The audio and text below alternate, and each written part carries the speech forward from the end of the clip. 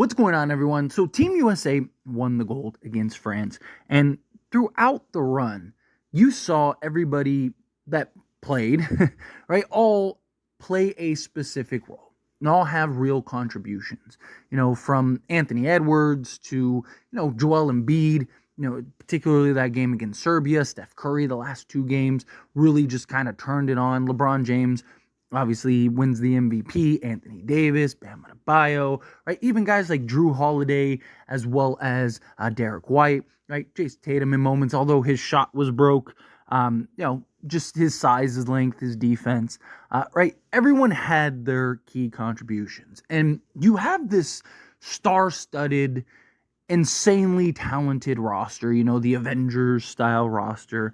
And with that, there are pecking orders based on just talent and age and all the factors that go into just the roster. And people really have to make sacrifices. All the players have to make sacrifices. All the players have to make the adjustments. And, it's why it's good to bring in guys like Drew Holiday and Derek White, because it's like they understand their roles, they understand the pecking order, they understand, what they're being asked to do and why they're on the team. The role guys, the glue guys, so to speak. But one guy that I think really deserves a lot of recognition for being a star that was willing to take a huge back seat in order to better the success of the team and basically be a role player. And that was Devin Booker. Devin Booker is a guy that I haven't really seen get a ton of shine. I'm not saying he hasn't gotten any. I'm not saying that there haven't been people that have recognized it and spoken on it. But this is a guy that there was a lot of questions about, like, who's going to be the guy to play defense and just hit the open shot and basically be relegated to just being a role player out there and playing a specific role. And Devin Booker is one of the young stars in this league that decided, you know what? I'll play that role. I'll do it. I'll be the guy that, just defends at the guard position or defends, at the small forward position at times. And, I'll be the guy that, will just play off ball and knock down the open shot, knock down the open three. And, it really is special to see a guy because, all these guys, they're all stars. And you don't get to the level that Devin Booker and, Kevin Durant and these various guys get to without a level of ego, right? You got to have some ego. Now, I'm not saying that Devin Booker has an ego to the extreme to where he's like, clearly he doesn't. But you got to imagine that there's still a little, like, I could bust these folks up whenever I want, right? Like, I could really show that I could be this guy and I could be him and I could go and drop 30 on any given night, right? Like, and again, he had his moments. He had his scoring moments. He hit some big shots. Even in that Serbia game, hit a huge three after that, and one from Kevin Durant, and then he gets the ball and knocks it down from the top of the key, and it just changed the entire momentum, changed the entire, like, if he misses that three, we might be looking at a very different game, right? You're talking about a 6-point swing in total, and Devin Booker hitting a massive shot in a massive moment, and then immediately just got back to, hey, let me lock down defensively, right? Let me play this role, right? I got Kevin Durant, I got LeBron James, I got Steph Curry, I have all these other guys. You don't think Devin Booker thinks he's as good as some of those guys? You don't think he believes that he's, in the top of the pecking order, right? But he was willing to make that sacrifice for the betterment of the team, right? You're talking about a star, a legit star. You're talking about a franchise player, franchise corner piece that decided to, do what is for the betterment of the team. Now, look, he's not the only one, right? Bam and Anthony Davis, right? Tyrese Halliburton, although word has came out that Halliburton was dealing with some injury, right? Jason Tatum obviously sitting on the bench, but he was kind of, there's been a lot of complaining going around in that regard. But, Devin Booker wasn't the only guy that made sacrifices. He wasn't the only guy that took a back seat. Obviously, Several players did. But it's about the level in which he played, and in particular the role, right? Again, being that role player for Team USA and playing it at such a high level. Again, he was one of the better perimeter defenders. He was one of the better defensive players at the guard position for Team USA. He's hitting open threes, right? Like, he was playing unselfish. It was the impact that Devin Booker had. A lot of things that he did that just doesn't show up on the box scores, or he doesn't really get the recognition for, right? And I mean, even Steve Kerr talked heavily about this with Devin Booker and just how his impact on the game and how he was kind of the unsung hero. And I really do agree. I really do believe that he was. And, look, it led to a gold medal for him and Team USA, right? It all worked out. He was open and embraced the role. I talked about it going in, right? That, hey, I'll be that guy. Who's gonna play? I think it was Kyle Kuzma. I think asked the question of like, hey, who's gonna be the guy that, like, yeah, it's great that you have all this talent. It's great that you have all these players. It's great you have all this stuff. But who's gonna be the guy to make the sacrifice? Who's gonna be the guy to take the back seat? Who's gonna be the guy that's just willing to stand in the corner and just, knock down the open three, but play defense and not really get the basketball, and not, even though we all know what he can do. Like, we all know what Devin Booker can do. Dude is a certified bucket. Guy can go get you, went and got you 30 on any given night. Could have went and got you 20 on any given night. This is a guy that, is a legit bucket getter. And he was willing, for the betterment of the team, to just be that role guy. Be that guy that's willing to just stand in the corner.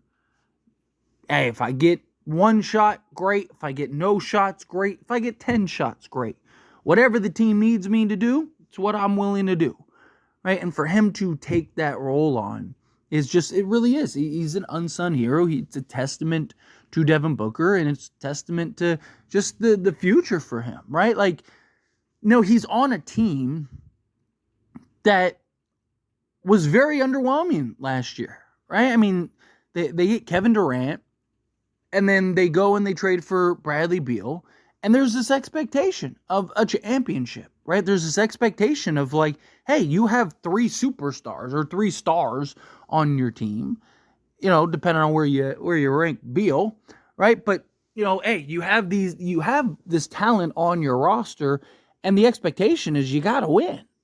But sacrifices have to be made. Now, personally, I still don't really buy Phoenix. I don't. I think they're better than they were last year, but I still think a lot of the same issues Phoenix had, they're still going to have, right? I just think that they still lack size. They still lack defense. I think that their big 3 of Booker, Beal, and KD, I think is just, it's too clunky, right? You look at the history of the league, and look, I'm not saying that Phoenix, I don't think anyone would be shocked if Phoenix won a championship or came out the West or anything like that. Again, you do have a lot of firepower. You do have Kevin Durant, Devin Booker, and Bradley Beal. You still have 3 guys that can absolutely light it up with the best of them.